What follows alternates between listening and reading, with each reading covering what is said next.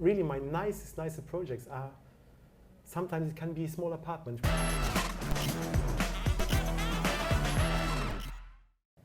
Now, one of the big issues that was discussed a lot before this election was housing. We don't seem to have enough of it here in Luxembourg.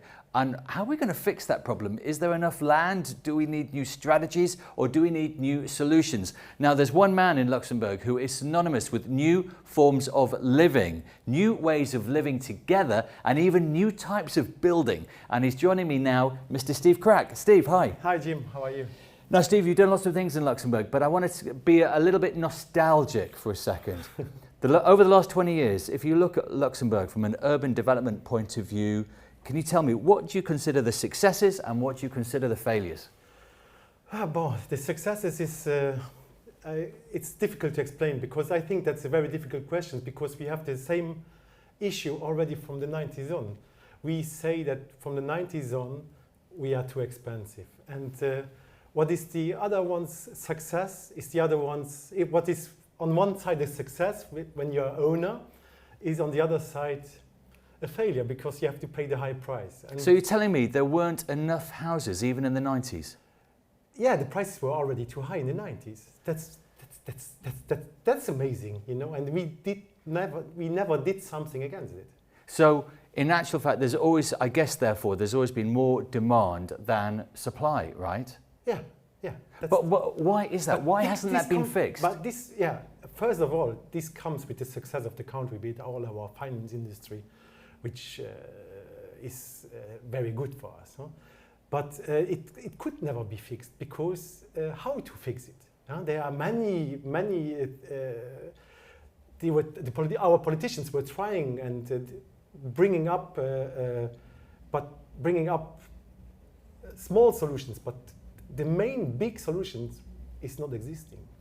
Now, obviously, you are a Luxembourg national. Yeah. You look at me, I'm one of these international guys that's come to live here. Yeah. Am I part of the problem, therefore? No, not at all. But, you know, I was building my first building in '94. And the price was 1,500 euros square meters. Wow. Okay, we are now 30 years later, and we have we have 10 times the price now. Incredible. Can you imagine? No, I can't imagine. Now, hang on. You've built a lot of apartments and hotels. Yeah. From your experience of building, when you reflect on your own career, what was actually the most successful project you did? The one who will come, but. Oh, so it's still to come. Yeah. But I like my last project, which was already a very green project, a sustainable project, which was the Grass Hotel.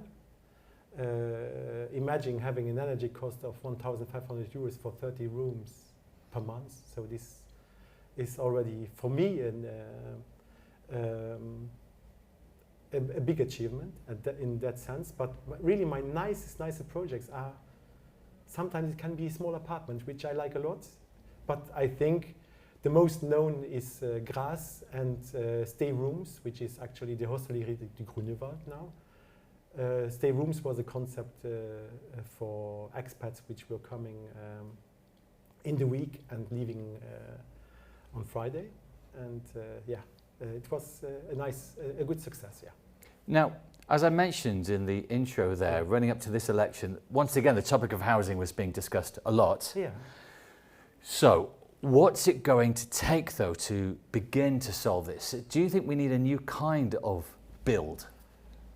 I think that we need to build more and higher. Okay, so this is what I said already to you. I think we had an interview already 2 years ago. That's possible, yes. 3 years ago, and I told you that we need to go higher because we have no space. Yeah, but okay, building higher. Cloche d'Or. It's only 13 floors. Yeah, but the biggest building. You know what? The previous administration were criticised for Cloche d'Or. They said you built too high, but you didn't build community. Yeah, for me, that's one of the biggest points as well. And this is what if I would be a politician, I would change that immediately. That's by the designation of the buildings. So I would take totally away the designation of the buildings. which means if you have like an old office building, or you could transform it immediately into residential, or if you need like a hairdresser, a hairdresser don't need to be.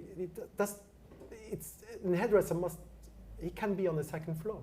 So, and we have these stiff regulations of designation of a zone, area, or building, which says this is an office building, and don't change it. So imagine with all these square meters, which we have empty actually in office building, or where we are building. Imagine converting this into residential. In the US, they do it actually massively. In New York, they do it massively.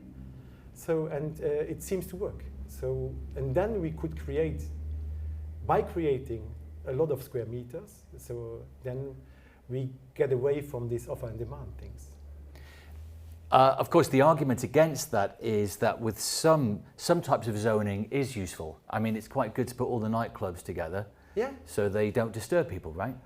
True, but you were speaking about community, and this makes part of the community too, being angry with your neighbor. Well, it certainly gives a motivation to speak to your neighbor. I mean, let's just look at the big picture for a second. When you are trying to come up with ideas to be innovative, what are some of the factors that you think about? What do you think can be changed to make building easier?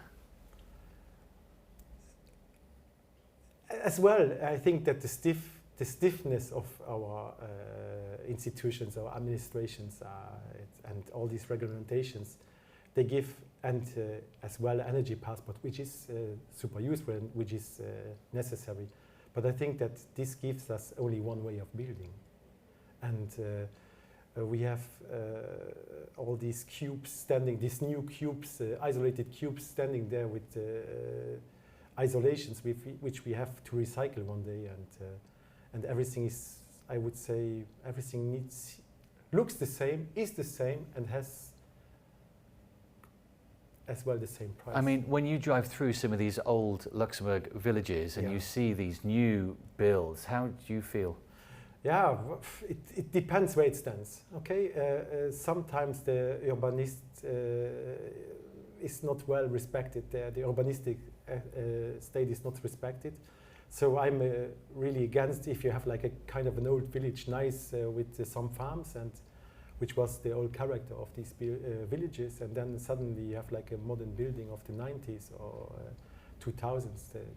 For sure, it's not the nicest. Yeah. And you did mention price earlier on. Yeah. One way to solve the price problem is to sort of enable people to live in smaller spaces. Do you see more of that happening in Luxembourg City?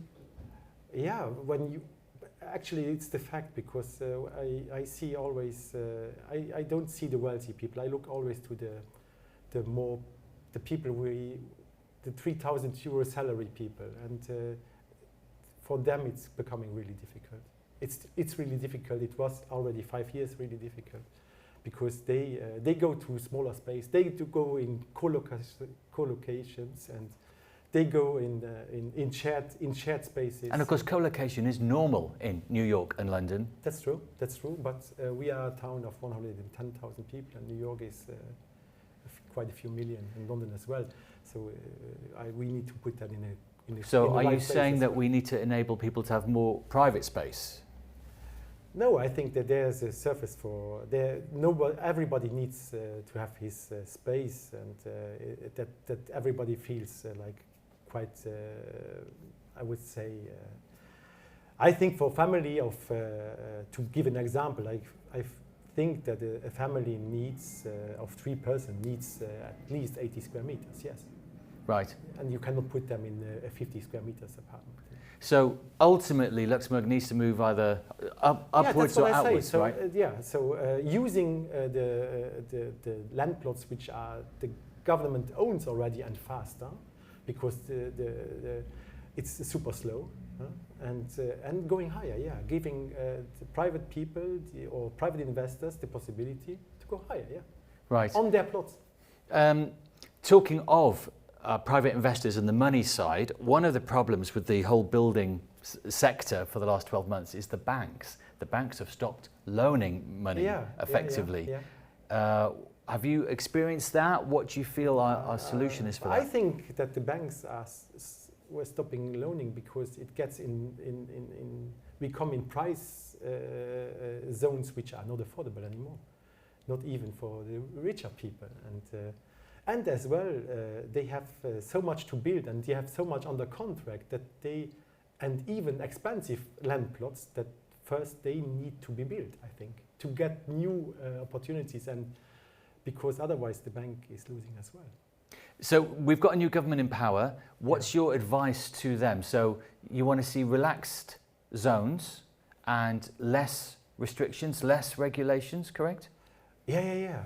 First of all, I think that we have a good minister there for building now, which is Mr. Maisch. He did, he has 2 ministries, nearly, three, and it's quite okay.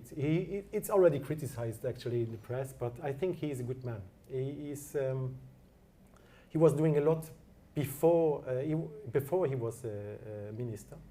He did a lot for Differdange. He was the mayor of Differdange, and he did a lot of projects there, and he transformed Differdange. He was planting the tree, but Mr. Traversini at that time got the fruit. But planting the tree is the important thing. And I think even if everybody is now criticizing, yes, he has two ministries, the education and the logement, I think he's the good man for it, yes. Right. Yeah. And as for yourself, where do you see your career going now? I see my career going to, which is, I will remain in tourism, because tourism is more free than residential building. And I do, actually I'm into my mobile concepts, which an hotel which you can move around the world. And, a hotel that you can move around, you can physically move the building around the world? You can physically move it, so that means that you have a structure and rooms which you can move. So, and we are looking for cheap land plots where you can put them, and it's kind of a mobile solution, sustainable reusing solution, and using a land plot for a while, and then moving away somewhere else or staying. But we could, it's by mounting and dismounting the thing. Wow, sounds incredible. Well, we look forward to seeing that in reality. Yeah, I think that you will see it soon. In 6 months, a year? A year. A year. I need a year, if I have the money, yes.